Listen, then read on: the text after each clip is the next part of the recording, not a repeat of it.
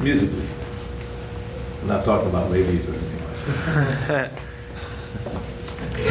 Education? Education? Can you talk about Teaching. teaching? You mean techniques for teaching? Sure. Yeah.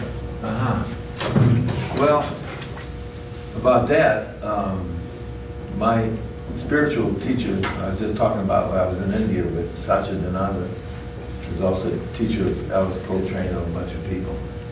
He always said he didn't like to prepare speeches, he was a walking improviser.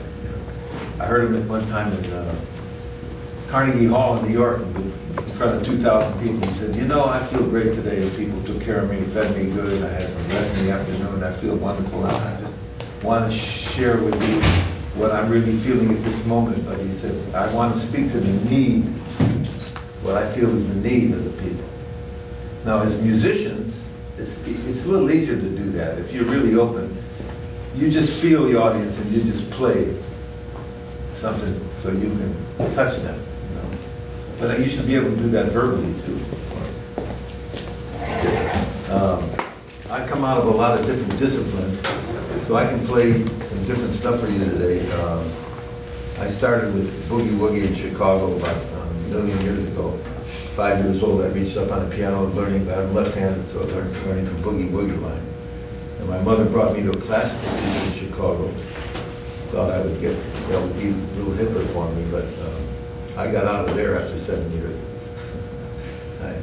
This guy drove me out anyway. He had a big 3-foot stick, you know, on the knuckles when I didn't read fast enough. I didn't understand. I'm trying to make them, even if it was Chopin or whatever it was, I was trying to make it personal. I mean, you know, what's the point of copying or imitating? I'm just, even then I had the instinct to make it personal, so he was rapping me on his knuckles and trying to get me to, you know, respond like a computer. So I got out of there. I said, the last time I went out of there was like 1951. I said, I'm sorry, I got to play some football today. I'll see you. So I was out of there. And I thought I'd never have to see that building again. And then somebody just brought me over there to play in the concert hall up there. It was the first time in 59 years. That's interesting. We're back to the scene of the crime. And I was waiting for this guy, a specter of this guy hanging over with this meter stick. Oh, you're back. My niece had a big picture of this guy, and she showed me. My brother studied with him too. Yeah. Anyway, okay. So jazz is my first thing, blues and jazz, but classical. I heard a lot of Rachman. My mother was into Russian composers, so on the old '78 record player, I was into a lot of Rachmaninoff, Mussorgsky, the Impressionists, Debussy, Ravel, and all that. So all this synthesized somehow over the years. And then when I got about 50, just after I was 51, 52, some kid came to visit me in Amsterdam. I have a houseboat in Amsterdam, and he said, let me hear some of your music. I played him some stuff. He said, that's not your music. I said, oh, this is a 19-year-old kid telling me it's not my music. I was already professional like 30, 35 years. What are you talking about? He says, you want to hear the music, your music? I said, he said, it's nice what you play. It's jazzy and all that. It's influenced by the black experience and all that. He's very astute kid. He said, but let me play something for you. And he did. He played me some Jewish music, Georg Feidman, and some other guys. And I never really paid attention to this stuff too much. But it touched me. See, I heard it at weddings and bar mitzvahs when I was a kid, but I thought it's old-fashioned. It's all in 1 and 3. It didn't swing out of a paper bag. I said, who wants to listen to this stuff? But the way I heard it now, and I said, oh man, Georg Feidman, what a sound on a clarinet. He did the score to Schindler's List. I don't know if you've seen that film, but the music is incredible. So, and then he played some other stuff, and I started getting involved with klezmer, and I met this guy, Marcel Solomon, from an old Amsterdam family, and we hooked up. He wanted to know more about jazz improvisation, and I needed to know about the whole history of the Jewish thing. And then I got into some Sephardic and Balkan stuff, odd time things, but I already studied a little bit with Okay Temes, a great Turkish drummer, and all that, those 9s, 11s, 10s, all that stuff is really prevalent in Turkey. So I incorporate all that. So what I did is jazzed up the klezmer. We had a band for 20 years doing that. So I can play a variety of different stuff for you. I mean, whatever your preferences are. Is something you want to hear in particular? Or? I'm particularly interested in what you're talking about because my son is in Rotterdam right now, and he's playing in a sort of a gypsy / klezmer band.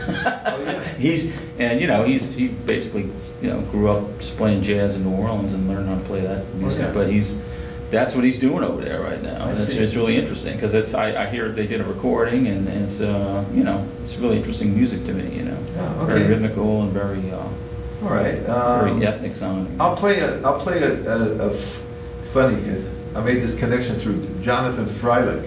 Oh, right, sure. How do you pronounce his name? Freilich. Okay, Freilich is actually, and with a different spelling, is a Jewish dance. Mm-hmm. Yeah. It's a klezmer kind of dance.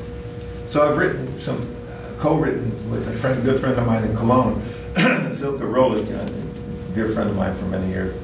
And she writes a lot of great melodies, original melodies, and I orchestrate them and arrange them. So this is a piece called, her nickname is Sil, so this is called Sil's Freilich.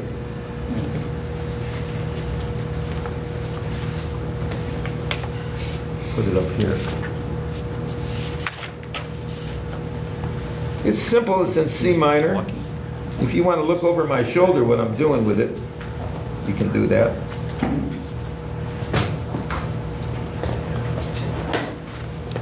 The blowing part is very simple. It's just C minor with some turnaround stuff going down, whole tone.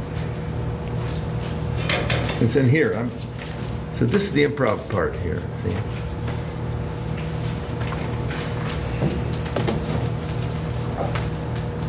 An old-fashioned piano with one thing for the desk. Okay, that's like this.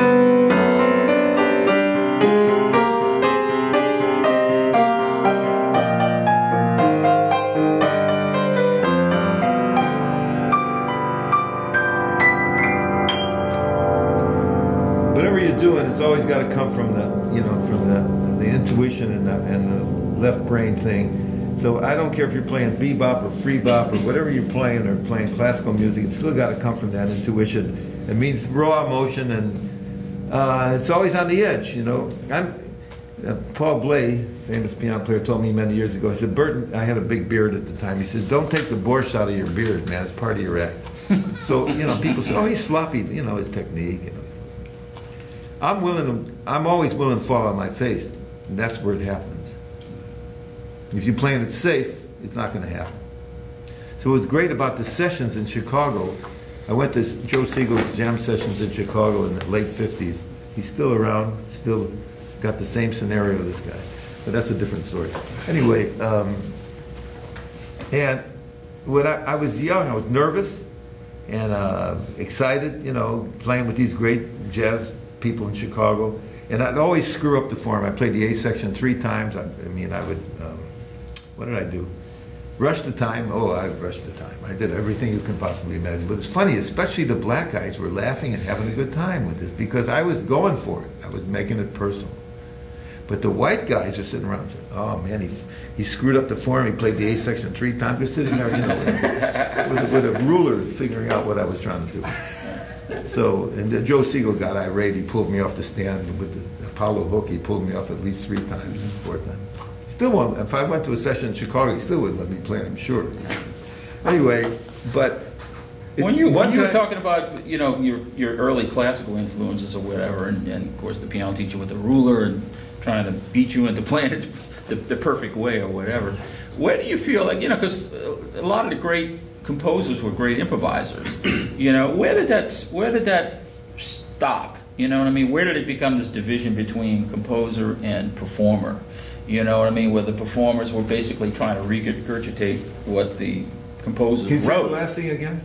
Well, I mean, where was that line of departure? My wife thinks it has to do with, you know, for instance, she's a classically trained pianist, and she said, you know, she's just amazed at how, you know, some really accomplished player, you know, classical players can't play something simple like Happy Birthday by ear or something like that. You know what I mean? Yeah. If it's not written on music, they can't they're totally produce it. You know? So dependent on it. her speculation is that it had to do with the printing press. When music, you know, had to do with, you know, when music was reproduced so people could look at notes as opposed to like make their own music, you know. I'm sure like in Europe there's a lot of street music that evolved, like gypsy music or whatever. It evolved maybe like the way jazz evolved, you know, in terms of like there's a heavy element of personal expression and a heavy element of improvisation or whatever. Right. Can you talk a little bit about those things that you experienced? You know, most of the students I get in Europe, for me, teaching is more of a hobby. It's a love-like thing. I tell my students right away, I said, look, if you're going to come in here and try to be a Burton Greene clone, you're wasting your time. All I can do is teach you to teach yourself. I don't really believe that you could teach anybody to improvise. You could just push their buttons so they tune into who they are. See, I'm not in the business to make clones. I told them, I said, my job is to get out of the job. And sometimes, you know, like I had recently I had a brilliant Japanese lady student. She's already playing all the contemporary stuff as an Zanakis and all kind of, you know, modern stuff. And she said, I want to improvise. I said, oh, you're already improvising. She said, oh, I don't know anything. Very modest lady, she said. I don't know anything about improvisation. And 3 lessons, she was out of there. I don't make any money with this, but I did my job. First of all, the shift here, the big shift between classical music and jazz, to get them off of 1 and 3 on 2 and 4. If they can't swing out of a paper bag, they'll never have the intuition how to deal. Because the black experience coming out of New Orleans, with Buddy Bolden and Louis Armstrong and King Oliver, all that stuff, they changed the face of the music. And that permeates everything. You know? That's the first thing I heard in Chicago as a kid, the blues and jazz. So you got to get that swing feel, otherwise you don't have the intuition. If Duke was alive, I said, Duke, my God, you left him with half the message. It don't mean the thing if it ain't got that swing, but how about, don't mean the thing if it ain't got that sing. So first you get the rhythm feel, and then you start hearing all kind of stuff you can't play, so you get enough technique just to say what you have to say instead of running off at the mouth with your technique. Running off with this left brain analytical stuff and you're not playing from the heart. So So the singing thing comes, as soon as you got that rhythmic thing together, and you got a basic compositional idea, you start hearing the singing thing, and the rhythm thing, and you start hearing all kind of stuff. But you got to get people off to 1 and 3. So practically, I'd say 90, 95% of my students come in with that heavy leaning